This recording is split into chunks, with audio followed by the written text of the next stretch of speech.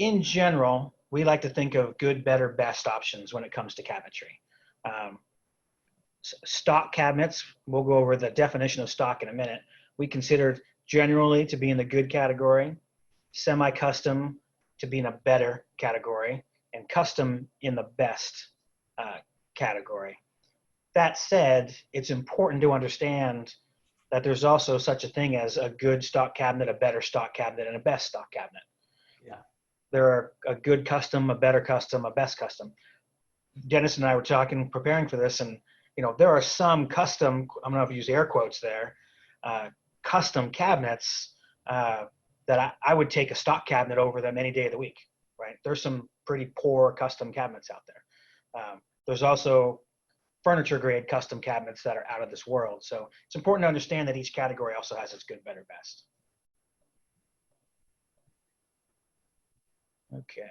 All right, let's dive into stock cabinetry. Dennis, you work with stock cabinet lines up in PA? Yeah, we do. And I've been in this obviously over 4 decades, and the kind of the standard with the industry, even among semi-custom and custom, is that cabinets work in 3-inch increments. Stock, generally speaking, they're going to start at 9 inches wide. A few of them might offer 6-inch wide, but 9-inch, and then you go every 3 inches up to, depends on the manufacturer. Some go to 36, some 45, but and so when you measure your wall for layout, you work in 3-inch increments, and if you have 1 3/4 inches left over, then with stock cabinets, you put in a filler piece. It's a piece of wood that matches the cabinetry, but in generally speaking, we try to put that at the end of the run or at a turn in a corner so that it's not as noticeable. Right, exactly. Yeah, we sell stock cabinets as well. Nothing wrong with them. Perfect, very appropriate for a lot of remodels. Dennis, you were saying you like to use them in basements and powder rooms, mud rooms. They're a lower cost cabinet. Rentals. Yeah, Brianna's saying for rentals. Yeah. Even in a nice home and a nice kitchen, nothing wrong with stock cabinetry, but there are some compromises that are made with stock cabinetry, and that you're going to lose a little bit of space because we got to use more fillers. You don't have as many door options. So like one of our stock cabinet lines, we've got 12 or 15 door style options. In our semi-custom line, I think we have 98 door style options. Mm-hmm. So it's a little bit about variety. Same with colors. These are the colors sort of available in one of our stock cabinet lines. It's 15 or 20 colors, nothing wrong with that. But if you look at one of our semi-custom lines, you're looking at, I don't know what that is, 60, 70 different options. So it kind of comes down to choices. Yeah. And one of the other things, sometimes the door style you like is not available in the color you like. That also does happen. Right? So you really got to work with it. Yeah. Yeah. One of the ways stock cabinet companies keep the price down is by limiting the number of choices. By limiting options, they can mass produce parts and pieces, and of course that's less expensive. So not necessarily means the stock cabinet's less poor quality. It just means you have fewer options with a stock cabinet, right? Right. Yeah. And then as a caveat, there are some stock cabinets that I think are absolute junk, and so I wouldn't wish them on my worst enemy. However, there are good ones too. When we'll talk about material construction and stuff in a bit and give you an idea of what to look for in stock cabinetry as well. It's not new. Dennis, you said you started working with RTA cabinets back in the 70s, but lately there's a new kind of stock cabinet that's become very, very popular. They're called RTA, or ready to assemble. RTA stands for ready to assemble. Most people are probably familiar with IKEA cabinets. IKEA cabinets have been around for a long, long time. Those are RTA. They come flat packed. IKEA might even launch the whole idea. I don't know.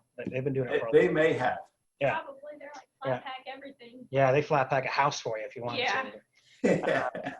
I would consider IKEA one of the higher quality RTAs out there. I like IKEA cabinets. We don't install them, but they're certainly a good choice. Yeah. Most of your RTA cabinets are imports. They used to call them Chinese RTA cabinets. They all used to come from China. Then we slapped some tariffs on China, and all the manufacturers moved to Vietnam and other places to avoid the tariffs. But they're mostly imports. They call them RTA. They come flat packed. They arrive to the to the warehouse or to your home. You assemble them before you can install them, just like an IKEA cabinet. I'm not a huge fan. In general, I find the RTA cabinets lower quality. There are stock cabinets out there that are same price point that are higher quality, so I would prefer to do that. But there are one or two RTAs that I kind of am a fan of. So it's a mixed bag. Do you guys use RTAs at all up your way, Dennis? We don't. They're certainly around. I know that they're being used. I think it's, at least in our area, it's predominantly in the do-it-yourself market. Right. It's an excellent way for a homeowner to put in some sweat equity and get new cabinets at a decent price point. Yeah, there's definitely some good points. One nice thing, if you're having an RTA, if you have cabinets shipped to your garage, they're going to fill your garage until you put them in. They take up an enormous amount of space. Yeah. RTA cabinets come flat packed. You can stack them all in a corner, and then you take them apart and build them as you go. So there's some advantages. A lot of builders I know around here use RTA cabinets because they're a stock cabinet, their warehouse. There's tens of thousands of square feet of warehouses in places like Atlanta and Tampa down here, just filled with RTA cabinets. They don't require anyone to have a showroom. They just ship directly to you. So without that showroom requirement, a lot of builders like them because they can get them quick and they don't have to have a showroom. I think the downside to that is now you're not working with a design professional to help you make your choices, and I think there's some problems with that as well. Okay. Another point to bring up when we talk about the difference between stock, semi-custom, and custom, we're going to keep bringing this up. It comes down to choices. There's quality options in each category, but you've got more color choices, more door style choices. You also have just more cabinet choices in semi-custom and custom than you do in stock. So Dennis was mentioning earlier, stock cabinets might start at around 9 inches. A semi-custom cabinet, you could probably get a 6-inch or a 3-inch pull out, more choices. A stock cabinet might only have one type of tall cabinet like this to choose from. A semi-custom is going to have, 6 or 10 or 12. So it comes down to those kinds of choices as well in the type of cabinet you have available to you. And then of course you got custom where they just build whatever you want. So when a lot of times we're thinking price point on cabinets, it comes down to just, choices that you have is a big factor, as well as the quality construction. All right, semi-custom. Dennis, what do you think of semi-custom cabinets? It's what we use predominantly. Probably 85% of the cabinets we install are semi-custom. A couple of reasons for that: a lot more choices as far as door styles and finishes. And as this first bullet point says, increments in sizing. They still start, with a catalog of cabinets in 3-inch increments. And so, let's say you need a cabinet that's 17¼ inches.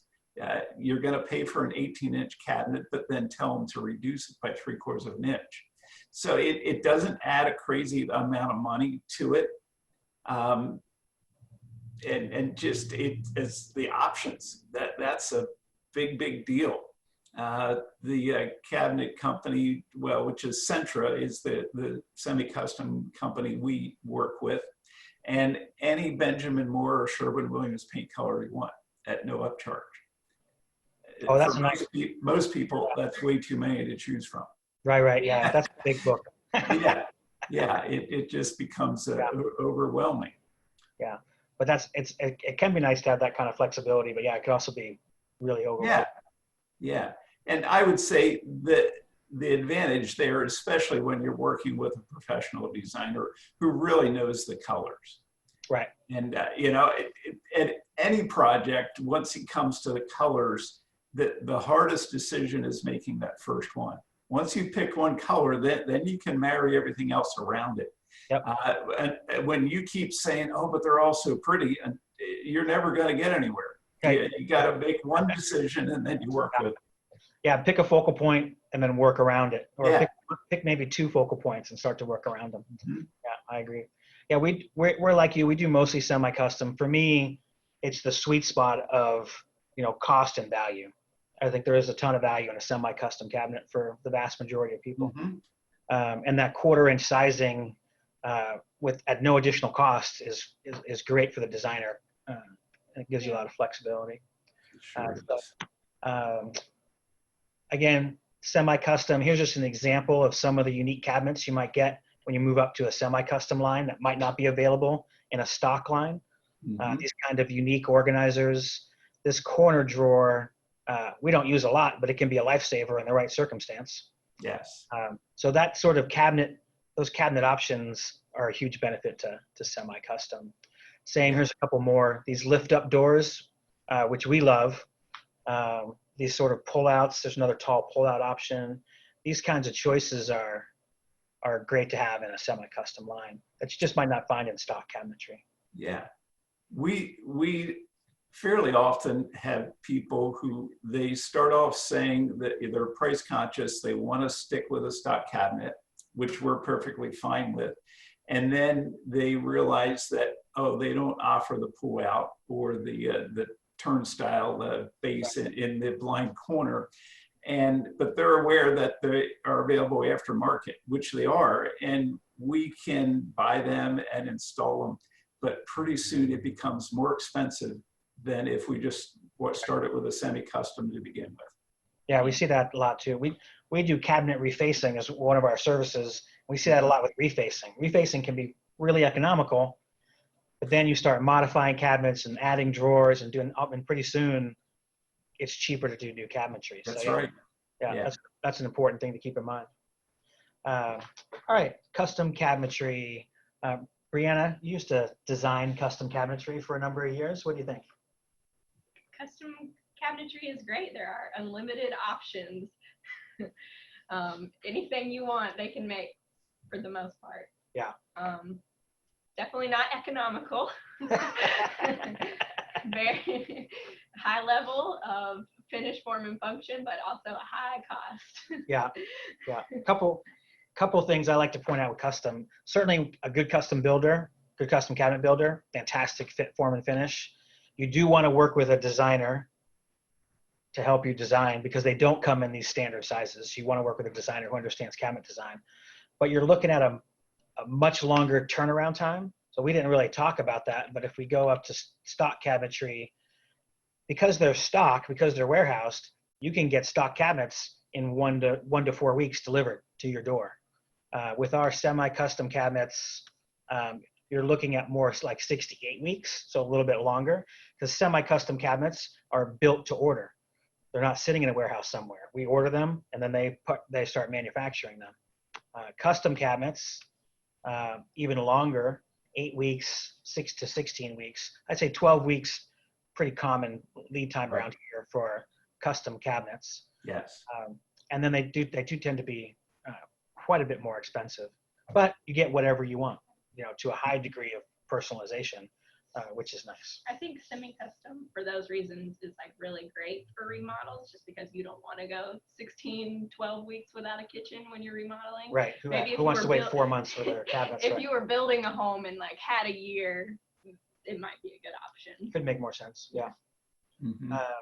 Yeah. So, one of the other things with custom, and Paul, you mentioned a little bit about this before, it's more like a piece of furniture. that's right. And they're not thought of as in modules, which stock cabinets are modular, and semi-custom almost thought that way. Like the picture we're seeing here on the screen with a drawer base and then a sink base. A custom cabinet shop may make that all as one piece, so you don't even have a seam, in between there. Yeah, you can see the faint seam right here where these are two Yeah. separate cabinets. Yeah, but a custom shop might just build that as one big 6 feet cabinet, and you wouldn't have that. Yeah, exactly. Yeah, I love custom cabinets. My only caveat for people shopping for custom cabinets is pay attention to how they're finished. That's the biggest flaw I see in a lot of custom shops is the carpentry, the level of craftsmanship in building the cabinet is fantastic. The finish quality, not very good. That's just for me, I see that all the time. Not that there aren't custom shops that do a great job at finishing, but that's one of the things to look out for if you're paying that extra amount of money for custom cabinets. Yeah, I've never worked with it, but I've seen before custom cabinets that get installed and then painted or stained in the field. Right, which is I crazy. think is crazy. Yeah. Yeah, you see, at least you say it up here a lot. They make the cabinet, they install it, and then a painter comes in literally in the house and paints it. Yeah. But as a homeowner who doesn't have a lot of experience with cabinetry, that might seem like, well, what's the big deal? But as a professional who's been, selling cabinets for years and years, that's horrifying. Especially when you're spending as much money as you might on custom cabinetry. Yeah, there's just no way you can get the quality of the finish in the field that you can under controlled conditions. With the better finishes being spray applied and then maybe UV light or heat an oven to really bake it. That's right. And just multiple coats. Yeah, just to give people an idea of so I would say the gold standard of durable finishes these days is what Dennis was just talking about. It's a UV catalyzed finish. So it's a lacquer they spray on the cabinet with you got to imagine it's a super high quality flat line spray system. I mean, these things cost, millions of dollars. Then it's passed through UV light and it catalyzes and hardens that finish. Difficult for custom shops to do that. Some do a very, very good job. But so it can be one of the downsides. Just something to pay attention to when you're shopping around for custom